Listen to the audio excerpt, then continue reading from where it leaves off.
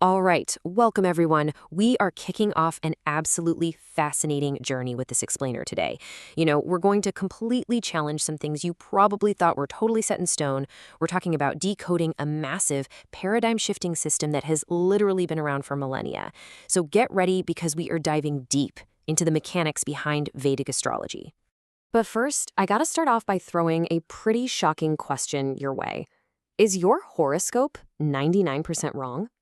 Seriously, if you're someone who routinely checks your daily horoscope in the newspaper, or maybe on some random app on your phone, there is a very, very high probability that what you are reading is just completely incorrect for you. I know, it's a massive revelation, right? You're probably sitting there wondering, wait, how is that even possible? Well, here's the deal. The horoscopes most of us grew up with are based on Western astrology, which operates on what's called the tropical system.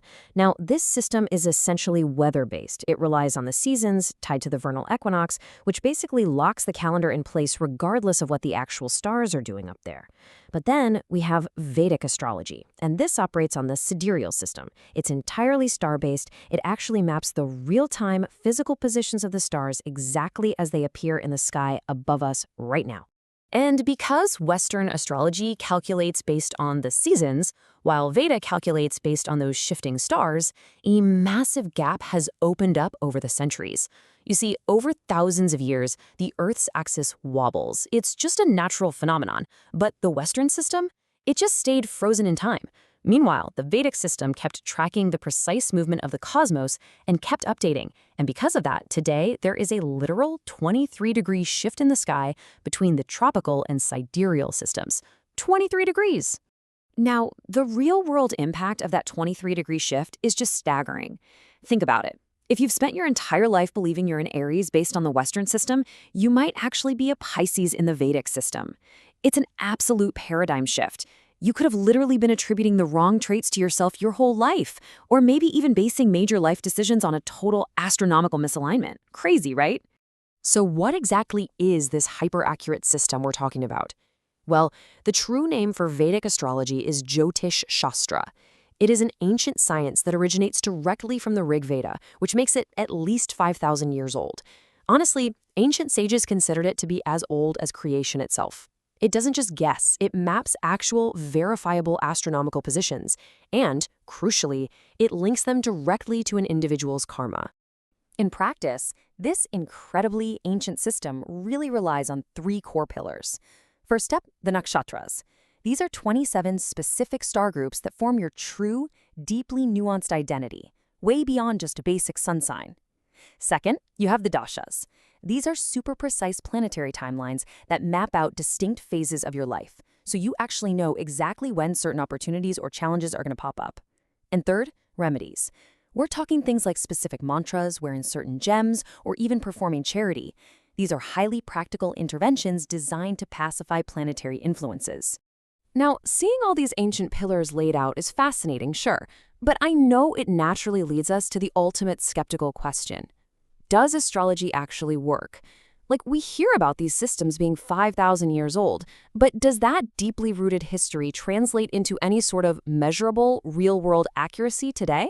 Well, the data actually speaks for itself here. In a really comprehensive study involving 2,000 different people who had their charts read by a Vedic astrologer, a staggering 87% reported that their reading was absolutely correct.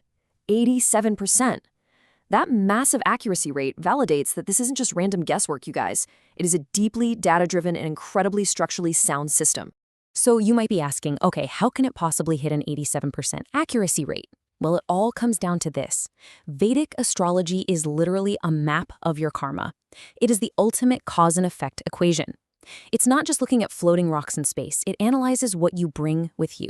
It looks at the baggage from your past lives and maps out the exact experiences you're meant to have in your present life.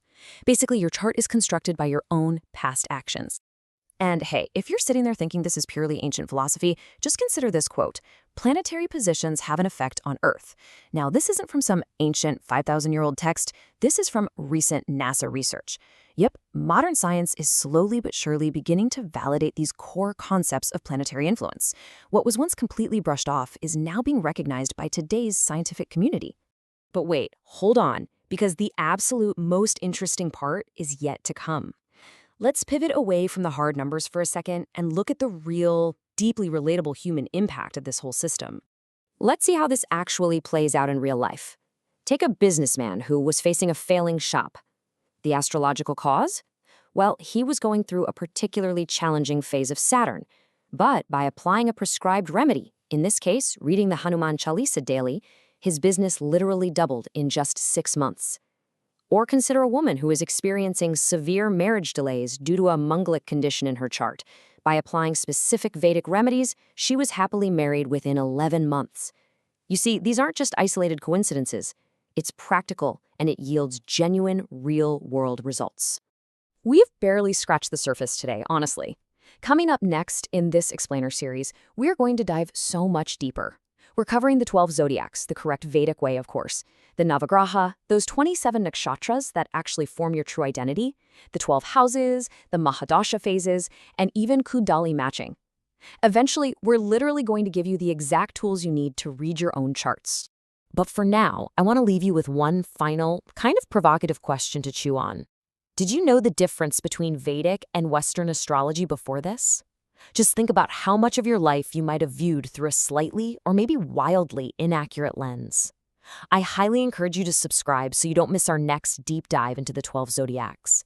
It's time to start viewing astrology not as some blind superstition, but as the intricate 5,000-year-old science it truly is. Thanks for joining me, and I'll see you next time.